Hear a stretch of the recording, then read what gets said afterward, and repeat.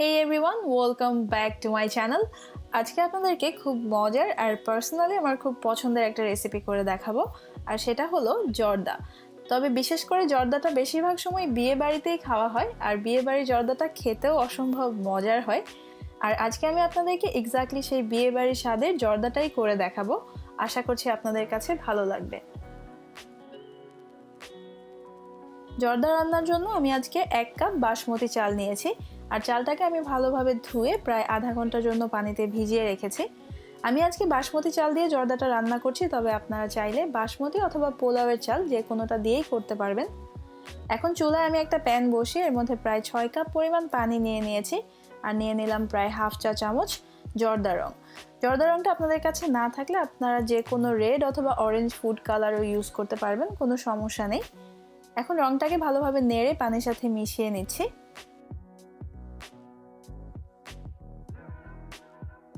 আর এখানে রংটা কিন্তু একটু বেশি করে নিতে হয়, তা না হলে পরে চালের রংটা ভালোভাবে ধরবে না। এখন অপেক্ষা করছি এই পানিটা ভালোভাবে ফুটে ওঠা পর্যন্ত। আর এরই মধ্যে আমি আমার পানিতে ভেজানো চালটাকে এরকম একটা ঝাঁঝরিতে নিয়ে পানি ঝরতে দিয়েছি। পানিটা যখন এরকম ভালোভাবে ফুটতে শুরু করেছে তখন এর মধ্যে আমি দুটো কমলার খোসা এরকম ছোট ছোট করে কেটে দিয়ে দিয়েছি। তবে কমলার খোসাটা যদি আপনাদের কাছে না থাকে না দিলেও চলবে। এই কমলার খোসাটা দিলে চালের মধ্যে খুব সুন্দর একটা গন্ধ আসে আর এই জন্যই আমি এখানে কমলার খোসাটা দিয়েছি। এখন এর মধ্যে আমি চালটাও নিয়ে নিলাম, একবার একটু নেড়ে দিচ্ছি। এখন মিডিয়াম হাই হিটে রেখে এই চালটাকে আমি প্রায় 75 to 80% সিদ্ধ করে নেব। আর এতটুকু সিদ্ধ করতে আমার এই চালটার জন্য প্রায় 7 থেকে 8 মিনিট সময় লাগবে। তবে এই সময়টা কিন্তু এক একটা চালের জন্য এক এক রকম হতে পারে, তাই চাল যখন আপনারা সিদ্ধ করবেন তখন চালটাকে একটু চেক করে দেখবেন। যখন মনে হবে যে চালটা সিদ্ধ হয়ে গেছে কিন্তু পুরোপুরি সিদ্ধ হয়নি আর একটুখানি বাকি আছে, তখনই চালটাকে চুলা থেকে নামিয়ে নিতে হবে।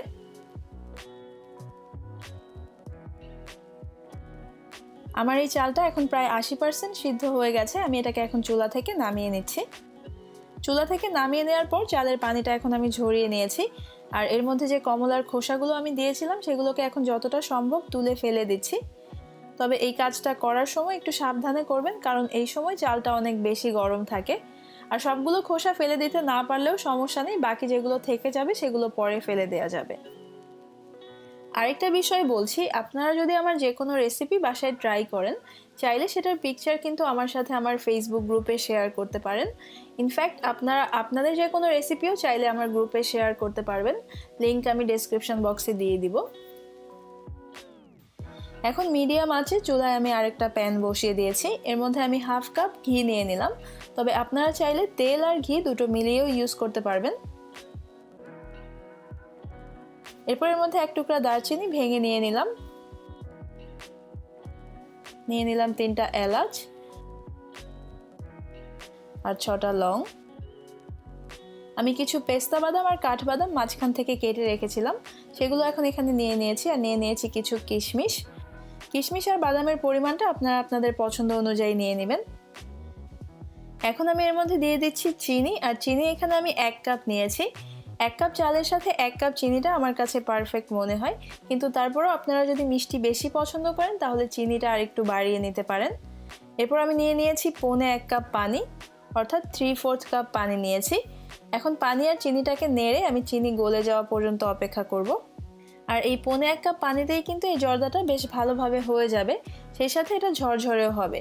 এর থেকে বেশি পানি দিলে আমার কাছে মনে হয় যে জর্দাটা একটু নরম হয়ে যায়, তাই 1 কাপ চালের সাথে 1.25 কাপ পানি দিলেই চলবে।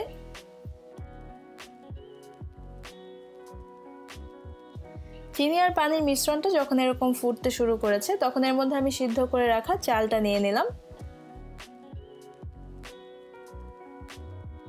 এখন চালটাকে একটু হালকা হাতে নেড়ে মিশিয়ে নেব।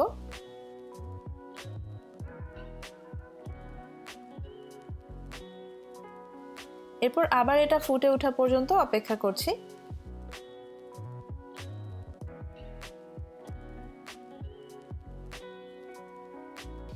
চালটা এখন ফুটতে শুরু করেছে আর এখন এর মধ্যে আমি দিয়ে দিচ্ছি মোরব্বা। আমি এখানে প্রায় 1/4 কাপ পরিমাণ মোরব্বা ছোট ছোট করে কেটে রেখেছিলাম, সেটা এখন এখানে দিয়ে দিলাম। দিয়ে এটাকে একটু নেড়ে মিশিয়ে নিচ্ছি।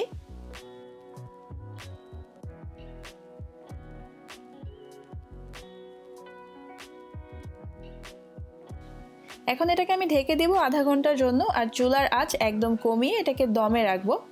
তবে মাঝে একবার ঢাকনা তুলে এটাকে একটু নেড়ে চেক করে নেব।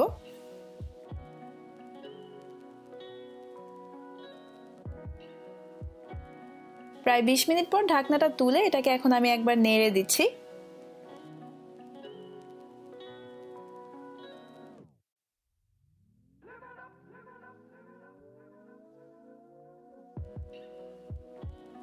আর এই জর্দা এখনো কিছুটা পানি রয়ে গেছে, এটাকে আমি আবার 10 মিনিটের জন্য এখন ঢেকে দিচ্ছি।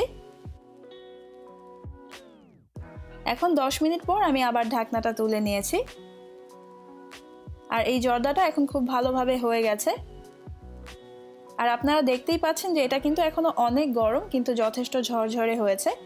আর ঠান্ডা হওয়ার পর এটা আরো অনেকটাই ঝরঝরে হয়ে যাবে।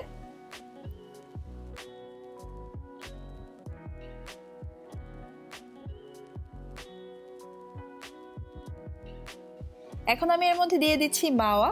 আর মাওয়া এখানে আমি 1/4 কাপ পরিমাণ নিয়েছি, তবে মাওয়াটা যদি আপনাদের কাছে না থাকে না দিলেও চলবে। এরপর দিয়ে দিলাম 1 চা চামচ পরিমাণ কেওড়া জল। আর এই কেওড়া জলটাই কিন্তু বিয়েবাড়ির জর্দার সেই সুন্দর গন্ধটা নিয়ে আসে, তাই কেওড়া জলটা কিন্তু বাদ দেওয়া যাবে না। এখন একবার হালকা হাতে নেড়ে আমি সব কিছুকে একটু মিশিয়ে নিচ্ছি। এই জর্দাটা এখন হয়ে গেছে, আমি চুলা বন্ধ করে দিয়েছি। আর এখন কিছুটা ঠান্ডা হয়ে যাওয়া পর্যন্ত একটু অপেক্ষা করছি, এরপর আমি এটাকে সার্ভ করব।